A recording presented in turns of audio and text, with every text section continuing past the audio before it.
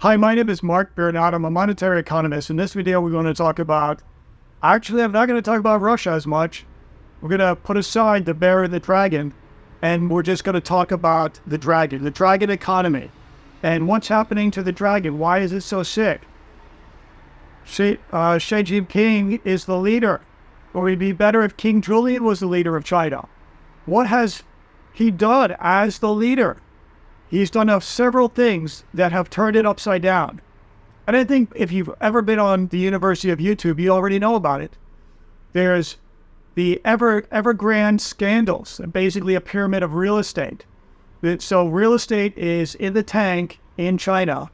A lot of people in these traditional developing countries put a large proportion of their savings into real estate because they believe it's a tangible asset. But the problem is the real estate developers were taking the money 2 years before any type of construction was done. And then they would take that money to leverage it to buy another real estate venture. Of course, that is exactly the worst thing you could do because it leverages leverage, because it's credit upon credit. And now we have quite a debacle in the real estate market. What else has gone on? Corporate debt, 150% plus. And there's debt at the local level. The debt to GDP on the local level, at the province level is very high, at the government level. So they're overwhelmed by debt. And there's heavy regulations, heavy pollution. We have demographic problems. You guys already know about this. But what I'm going to tell you is why the Chinese economy is really in trouble. Let me paint the picture. The sales pitch is this. The leader, he has a doctorate in Marxist economics. That's basically the opposite of what I'm studying. And his idea is he's going to redistribute the wealth to the poor. Sounds great because they have a real problem with the Gini coefficient. He's going to take these sectors, which he personally has identified as growth sectors like technology, and channel the investment funds from tax revenue of the companies and the government into these technology sector. He's going to build infrastructure. He's going to make the country beautiful and great and equal and fair. But the problem is he's a Marxist, and any Marxist can never, ever, ever come close to a free economy. Let me explain. In the simplest metaphorical way I can explain it is this. What if the United States Post Office ran Google or YouTube? Do you think the company would become more efficient or less efficient? What if your local Department of Motor Vehicles or your state motor vehicle department ran Apple Computer?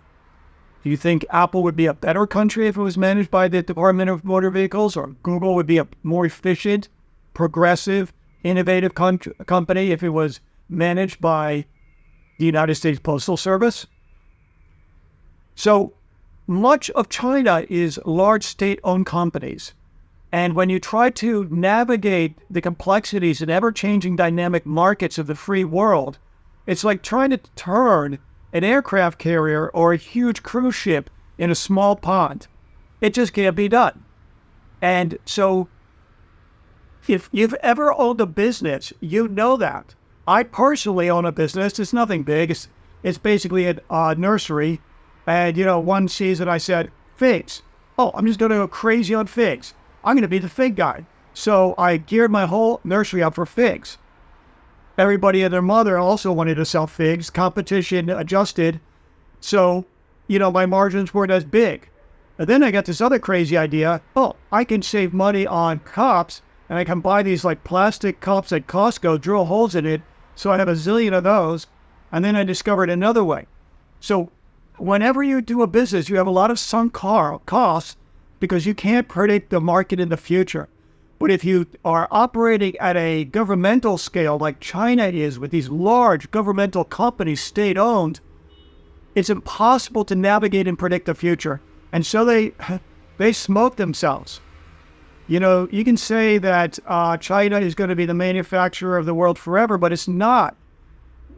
The United States now trades with Mexico, Vietnam, Canada, and China is going down the rungs in terms of the percentage that we that we depend on China, but also China is now only like 15-17% of U.S. exports. Maybe the EU is like 15-16%. Sometimes they break it out EU and then they throw in like Germany and the Netherlands in there. But the European Union, so 17% plus 17%. Hong Kong, that's one city. That's 10%. That's almost equal to the EU or the US in value to China. That just shows you the difference between a free society, one city called Hong Kong, and communist China.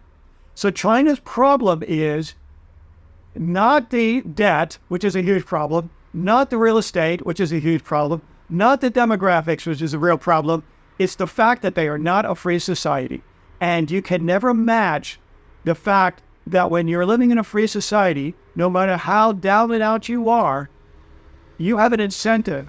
You're incentivized to live to your best potential because that's hardwired into the human condition, into a million years of human evolution, surviving in the jungle, surviving in the wild, surviving through the ice age and in caves.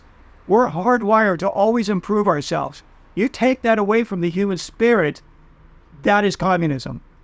You think one person, one central planner, the CCP, it's all about the CCP in China, with all their monitoring, can better plan than the hundreds of millions of people individually who are all trying to hack their way out of the wilderness and bury their dead along the way, who are all trying to do better for themselves and their families. You can't compare it. And that is the fatal mistake of China. China is slipping into obscurity in terms of the economic power. I know it's a bold statement, but it's a relative term too.